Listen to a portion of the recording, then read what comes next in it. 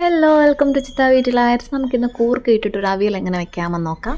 വെള്ളരിക്ക, പടവലങ്ങ, അമരയ്ക്ക, വഴുതനങ്ങ, ക്യാരറ്റ്, ചേമ്പ്, കൂർക്ക എന്നിവ അരിഞ്ഞ് നമ്മൾ 1 കപ്പ് വെള്ളവും കൂടി ചേർത്ത് അടുപ്പിലേക്ക് വെക്കാം. എരിവിനാവശ്യമായ പച്ചമുളക് പൊടി ചേർത്ത് കൊടുക്കാം. എന്നിട്ട് നന്നായിട്ടൊന്ന് വെന്ത് വരട്ടെ.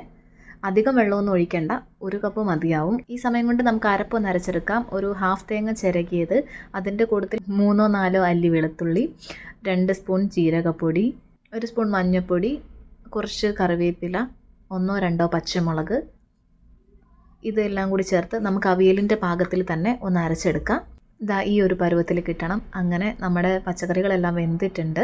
ആവശ്യത്തിന് ഉപ്പ് ചേർത്ത് കൊടുക്കാം. നമ്മുടെ പച്ചക്കറികളൊക്കെ അത്യാവശ്യം വെന്തിട്ടുണ്ടല്ലോ, അത് നമുക്ക് സൈഡിലേക്കൊന്ന് മാറ്റി വയ്ക്കാം. ഇനി നമുക്ക് തക്കാളി കൂടി ഇടണം. തക്കാളി ഈ ഒരു പരുവത്തിലാവുമ്പോൾ ഇട്ടാൽ മതി, ആദ്യമേ ഇടണ്ട. അപ്പോൾ നമുക്ക് തക്കാളി വല്ലാതെ അങ്ങ് വെന്തുടഞ്ഞു പോവും. ഇതാകുമ്പോൾ കറക്റ്റാണ്. ഇനി നമുക്ക് അരപ്പൂടി ചേർത്ത് കൊടുക്കാം.